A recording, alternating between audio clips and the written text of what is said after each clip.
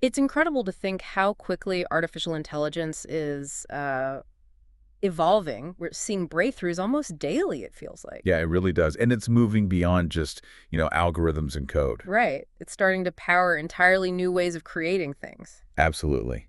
And this week, Google has given us a pretty fascinating glimpse into that future with some significant announcements. Hmm. They've rolled out new subscription tiers for their AI services and unveiled a really intriguing AI tool specifically for filmmaking. Exactly. So for this deep dive, we're going to unpack these major developments. We've been looking closely at Google's official announcements. Right, on their keyword blog. Yeah, focusing on their posts about the Google AI Ultra plan and this innovative filmmaking tool they're calling Flow. Okay. And our goal here is really to, cut through the noise and understand the essence of these announcements for you. Yeah, what do they actually mean? Right. We want to explore what these new offerings entail, the kind of capabilities they unlock, and maybe what that might mean for anyone interested in leveraging advanced AI. Whether you're a creative pro, a tech enthusiast, or just, curious about what's next. Exactly. Okay, let's dive in with the headliner then. Google AI Ultra. This definitely sounds like their premium, no-holds-barred AI experience. That's precisely the space Google seems to be aiming for. Announced just yesterday, May 20th, 2025. Okay. It comes in at $249.99 a month in the U.S. Wow. Yeah, but with a pretty compelling introductory offer, 50% off for the first 3 months if you're a new subscriber. Okay, that softens the blow a little. A little. Yeah. And they've also indicated plans for availability in more countries soon, but starting in the U.S. So $250 a month, that's a significant investment. What exactly justifies that price tag? They're marketing it as the best of Google AI in one subscription, right? Yeah. What does that actually mean in terms of what you get? Well, the key phrase they're using is highest usage limits and access to our most capable models and premium features. Right. So Google is clearly targeting users with, really demanding AI needs. Like filmmakers, maybe? Developers? Exactly. Filmmakers pushing creative boundaries, developers tackling complex projects, anyone who wants the absolute peak performance from Google AI. Okay. They've even called it a VIP pass to Google AI. A VIP pass, huh? Okay. That signals exclusivity. Yeah, high performance, top tier stuff. So let's get specific then. What are the actual features and benefits packed into this Ultra plan?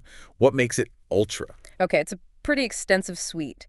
Naturally, you get access to Gemini, Of course. but they emphasize it's the absolute best version of their Gemini app. Think of it like the core Gemini intelligence, but with significantly more power. Or processing power for bigger tasks. Exactly. Handling much larger, more complex tasks. This includes the highest usage limits for deep research, their advanced video generation with VO2. VO2, okay. And importantly, early access to their next-gen video model, VO3. Ah, VO3 already. Interesting. Yeah, and coming soon, they say, Ultra subscribers will also get access to DeepThink in 2.5 Pro. DeepThink. What's that? It's described as a new, enhanced reasoning mode designed for tackling, complex coding, deep academic research, intricate creative stuff. Okay, so it's like a super-powered engine under the hood of Gemini. That makes sense for people really pushing the limits. Right. Now, this Flow tool seems to be a major part of this whole announcement. How does Ultra enhance that experience? It's very central, yeah. Flow is this brand new AI filmmaking tool, and it's specifically engineered to work with Google DeepMind's most advanced creative models, so VO, Imagen, and Gemini. Built for those models. Custom designed. Yeah. The idea behind Flow is to let users create cinematic clips, scenes, even potentially whole narratives just using natural language prompts. Just by typing what you want. Pretty much. And for Ultra subscribers, they unlock the full potential. That means generating video at 1080p resolution. Okay, higher quality. Right. Access to advanced virtual camera controls. And that early access to VO3 we mentioned. And VO3 has something special in Flow. Yes. Within Flow, VO3 includes this groundbreaking capability of native audio generation. Native audio, like sounds, dialogue. Exactly. Things like environmental sounds, background noise, even character dialogue apparently directly generated by the AI along with the video. Wow. Native audio generation in AI video. That sounds like a huge step forward. It really does. A potential game changer. Okay, so beyond Gemini and Flow, what else is bundled into this Ultra subscription? There's also Whisk. It's a tool designed for quickly exploring and visualizing ideas using text and image prompts. Like brainstorming visually. Sort of, yeah. And Ultra subscribers get the highest limits for a con called Whisk Animate. Whisk Animate? Yeah, it turns static images into short, like 8-second videos using VO2. Okay, bringing images to life quickly. Exactly. Then there's Notebook LM, which is designed to help with studying, teaching, or working on big projects with lots of information. Right, I've heard of that, like an AI research assistant. Kind of. Yeah. And Ultra users will get the highest usage limits and enhanced model capabilities for Notebook LM, though that's rolling out later this year. It really does sound like they're pulling together all their most advanced AI tools and offering them at peak performance. That's the idea. Highest limits, best models. What else? And beyond these sort of core creative AI tools, they're also integrating Gemini more deeply into everyday Google apps. Like Gmail, Docs. Exactly. Gmail, Docs, Vids. Yeah. The goal is to help streamline routine tasks. Plus, just starting now, Ultra subscribers get early access to Gemini right within the Chrome browser. Oh, in Chrome. How would that work? Well, imagine you're on a web page, maybe a complex article. You could potentially ask Gemini to summarize it or extract key data points without even leaving the page. That Chrome integration sounds incredibly practical. For research or just dealing with online info overload. It really does. There's also something called Project Mariner. Mariner, what's that? They're calling it an agentic research prototype. Think of it like a digital assistant that can juggle, say, up to 10 research tasks for you at once. 10 tasks. Like what? Like opening different tabs, maybe summarizing articles as you go, making preliminary connections between findings, all managed from one dashboard. It's still a prototype, though. Interesting. Kind of an AI research manager? Sort of, yeah. Huh. And if that weren't enough, a personal YouTube premium subscription is also included. Ah, okay. Ad-free YouTube and music. Right. Ad-free, offline downloads, background playback. And finally, Ultra subscribers get a massive 30 terabytes of storage. 30 terabytes across Photos, Drive, Gmail. Yep, 30 TB. Wow. That is an enormous amount of storage. It definitely paints a picture of a comprehensive package aimed at serious power users. For sure. People heavily invested in the Google ecosystem who need that absolute top-tier AI performance and storage. Now, what about their existing plan, the one that used to be AI Premium? Is that still around? Yes, absolutely. It's now called Google AI Pro. And it's actually getting some significant upgrades, too. Oh, really? Like what? Well, Google AI Pro subscribers will now also gain access to the AI filmmaking features within Flow. So pro users get Flow, too. Yes, using the VO2 model. And they also get that early access to Gemini and Chrome we talked about. And this is at no extra cost for pro users. Correct. No additional cost. These new features are rolling out initially in the US with plans to expand internationally. That's fantastic news for current pro subscribers, getting Flow capabilities and the Chrome integration without jumping to Ultra. Yeah, it makes the Pro plan significantly more valuable, I think. Definitely. And speaking of accessibility, Google is also expanding free access to Google AI Pro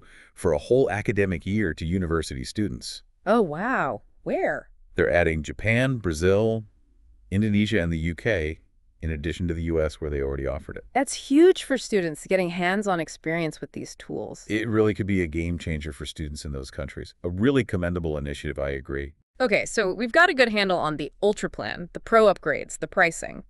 Now let's really dig into this Flow tool itself. It sounds like it has the potential to shake things up for creatives. It certainly seems like it. Announced alongside the subscriptions, Flow is explicitly described as a new AI filmmaking tool built with creatives for the next wave of storytelling. Built with creatives. That sounds promising. Yet Google emphasizes it's developed by and for creatives. And they state it's currently the only AI filmmaking tool custom designed for Google's most advanced creative models. So VO, Imagen, and Gemini again. And the main goal. The primary goal seems to be empowering storytellers to explore ideas without limits and to create, cinematic clips and scenes more easily. They do say it's still in its early stages, though. Early days, okay. But they seem excited. Very. They emphasize wanting to collaborate with creatives and filmmakers to shape its future. It sounds like they're trying to capture that feeling of, effortless creativity where ideas can just flow. Exactly. That's the inspiration they mentioned, that fluid, iterative, creative process. Makes sense for the name Flow. Right. And it's specifically designed to work really closely with VO, their generative video model. Which is known for being good at. It's known for being remarkably good at following prompts accurately and producing really realistic, cinematic visuals. Especially good with physics in real-world scenarios, they say. Okay. And how does Gemini fit in? The Gemini models are integrated behind the scenes to make the prompting process feel natural, so you can describe your vision using everyday language. So you don't need to be a prompt engineer necessarily. Hopefully not. Yeah. The idea is to make it intuitive. You just describe what you want to see. Okay, so it's about describing the scene naturally. That's appealing. Precisely. And it gets more interesting. Flow lets you bring in your own digital assets. Like 3D models, characters. Yeah, characters, specific scene elements you've already created. Or you can use Imogen's text-to-image capabilities directly within Flow to generate those visual ingredients, as they call them. Ah, so you can create the elements right there. Right. And once you have these elements, characters, props, locations, you can use them consistently across different clips and scenes. Oh, that's crucial for consistency, right? Maintaining a look. Absolutely. And you can even take a single frame, an image from a scene you generated, and use that as the starting point for a completely new shot.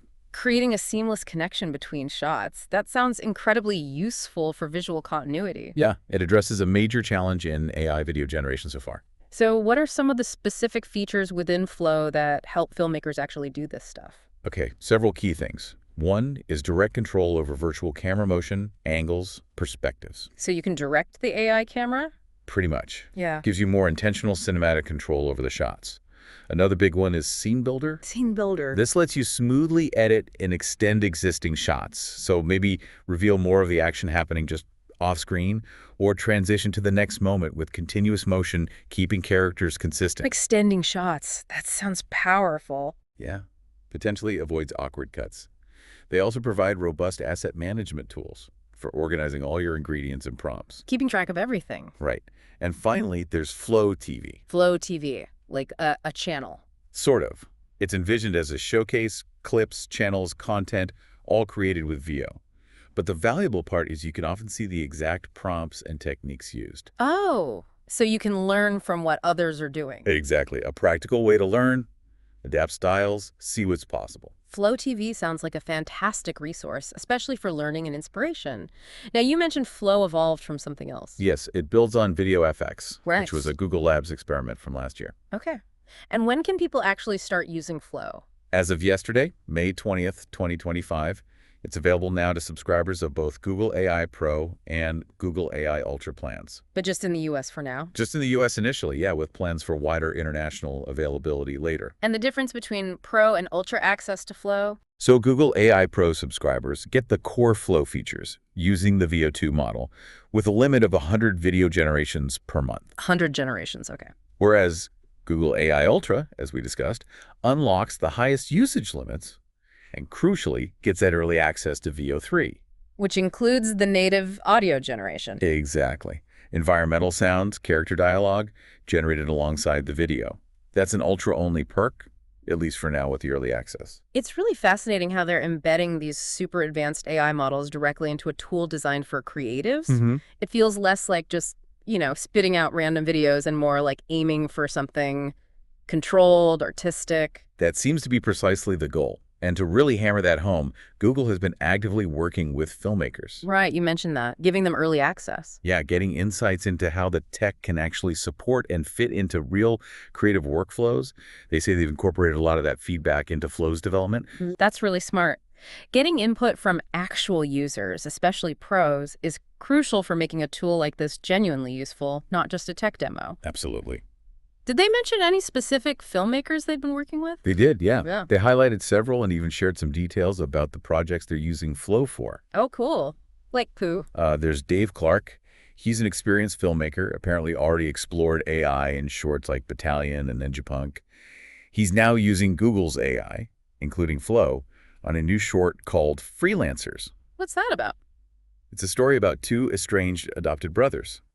Then there's Henry Dobre. Okay. He has a history of using tech in his art. He recently put out a short film called Kitsune, made with VO2, about two lonely people connecting. Using VO2 already? Yeah, and now he's working on a project called Electric Pink, which apparently documents his own creative journey using these AI tools, sort of meta. Interesting. And anyone else? And finally, Junie Lau, a film director. She sees AI as a partner for expanding creative expression. She's developing a film called Dear Stranger. Dear Stranger. Yeah, exploring universal love between a grandmother and grandchild across parallel worlds. So quite ambitious themes. Wow. It's really insightful to hear about these filmmakers already integrating flow. It makes it feel much more tangible, you know? Right, it gives you a sense of the practical applications, how it might actually fit into making a film. So what's Google's big picture view here? How do they see AI fitting into filmmaking? Is it replacing people? No, they've been very clear on this, actually. They view these tools as enablers. Enablers. Yeah, helping a new generation of filmmakers tell their stories more easily. They talk about the potential of tools like Flow to unlock new creative voices, new possibilities. So empowering creators, not replacing them. Exactly. Even in these early stages, the focus seems to be on expanding storytelling, augmenting creativity. That's a really important distinction to make. It sounds like they're aiming to maybe democratize filmmaking a bit, making powerful tools more accessible. That seems to be part of the vision, yes. Okay, so to kind of bring this all together then, what are the main things we should take away from these big Google announcements? Well, the big picture is definitely the introduction of Google AI Ultra.